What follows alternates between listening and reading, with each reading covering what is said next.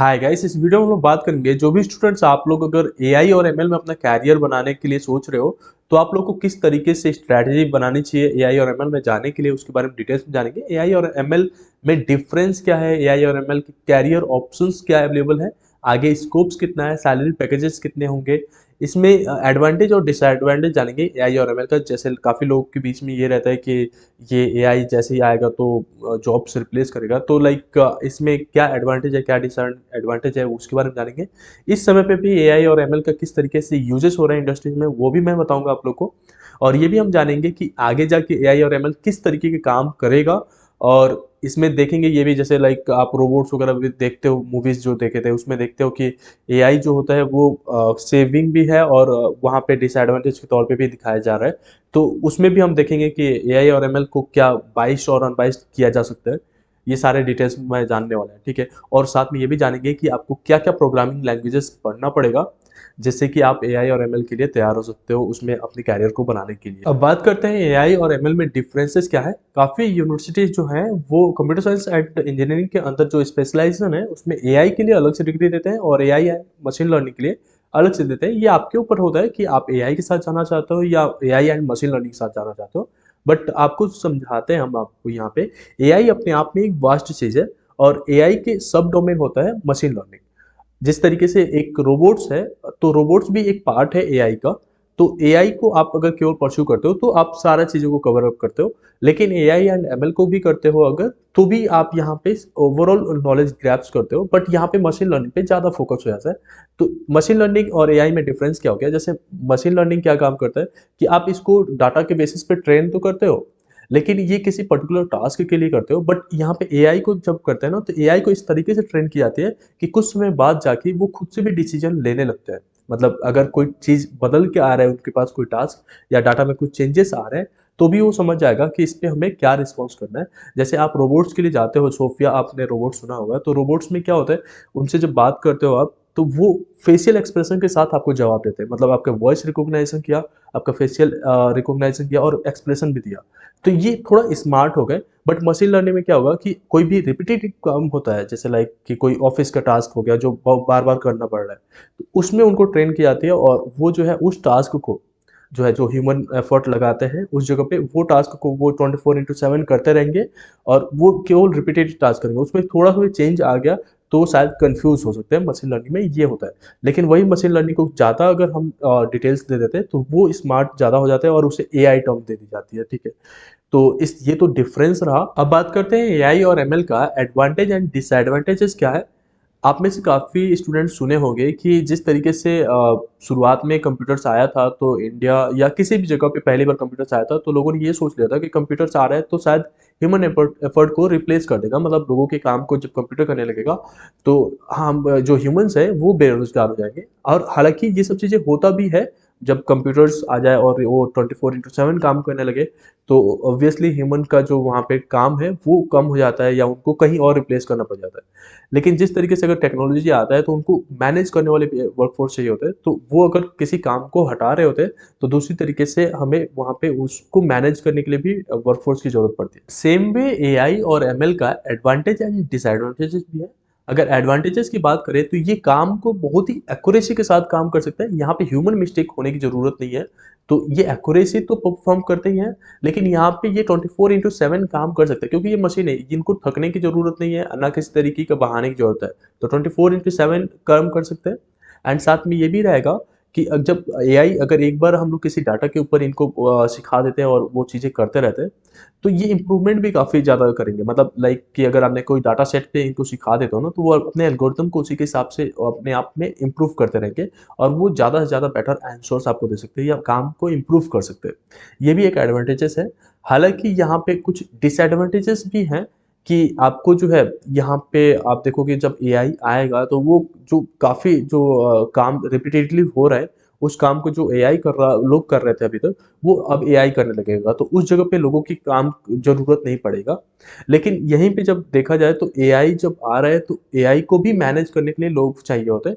तो ये एक एडवांटेजेस हो जाता है कि जॉब क्रिएशन भी बढ़ेगा, ठीक है। एआई का एक और डिसएडवांटेजेस ये है कि जैसे आप जिस तरीके से उसे ट्रेन करोगे ना, उस तरीके का वो काम करेगा। हमेशा वो प्रोडक्टिव नहीं हो सकता या प्रोडक्टिव तो है, वो काम तो करेगा जिस तरीके के डाटा पे उसे ट्रेन करोगे। लेकिन दिक्कत यहाँ आ जाती है, जैसे मान लो उसे बाइस डाटा पे आपने ट्रेन करना शुरू कर दिया, मतलब किसी गलत डाटा पे उनको ट्रेन करोगे तो वो गलत काम करना स्टार्ट कर देंगे। जैसे आपने रोबोट्स मूवी देखा था, तो उसमें रोबोट्स को इंटेंशनली बनाया गया था इस तरीके से कि वो आर्मी को सपोर्ट करे, ठीक है।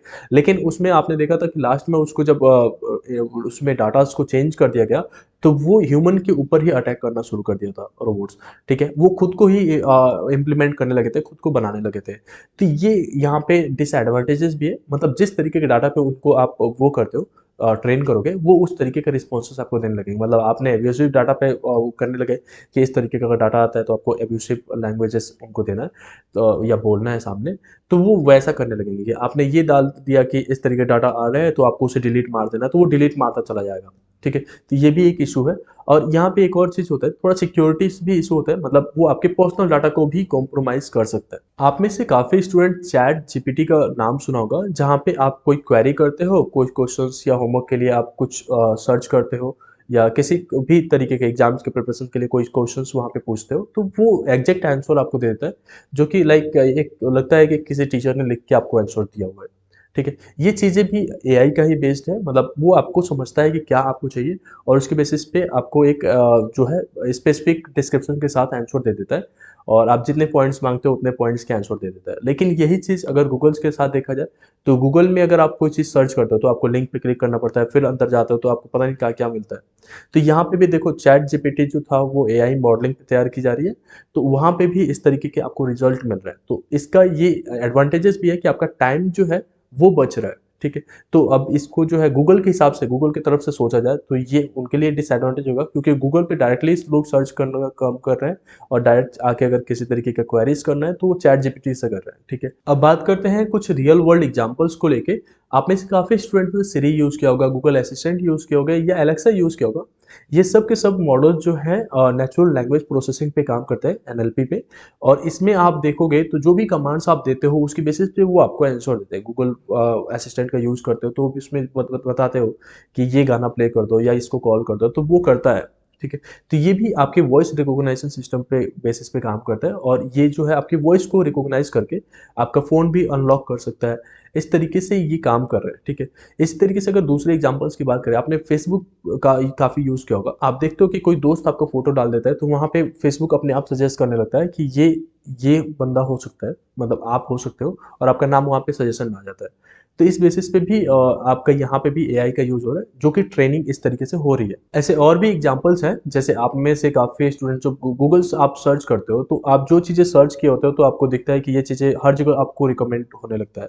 जैसे जिस टाइप की आप मूवी देखते हो तो आपको यूट्यूब उस तरीके की मूवी सजेस्ट करने लगता है, या नेटफ्लिक्स पे जा रहे हो तो वो लोग भी सब एआई मॉडल्स पे काम कर रहे हैं, और आपके जो इंटरेस्ट है उस बेसिस पे आपको सर्च दिखाता है। जैसे आप एक बार फ्लिपकार्ट पे चले जाओ, वो सर्च कर लिया, तो उसके बेसिस पे वो आपके इंटरेस्ट को समझ के, और उस बेसिस पे वो जो है आपको आगे के प्रोडक्ट दिखाने लगते हैं कि माइट बी आप उस पे इंटरेस्ट हो गए, ठीक है। ये इस बेसिस पे भी काम करता है, जैसे आपके दोस्त का क्या इंटरेस्ट है, और तो आपका भी वही इंटरेस्ट हो सकता है। इस बेसिस पे भी आपके दोस्त ने कोई चीज़ सर्च किया है तो वही चीज़ आपको भी रिकमेंड कई बार कर देता है। तो ये भी एआई मॉडलिंग पे काम करता है। बहुत सारे और एग्जांपल्स हो सकते हैं। अब बात करते हैं कि एआई और एमएल में अपना कैरियर बनाना चाहते हो तो क्या प्रोग्रामिंग लैंग्वेज आपको अभी से सीखने चाहिए होते हैं।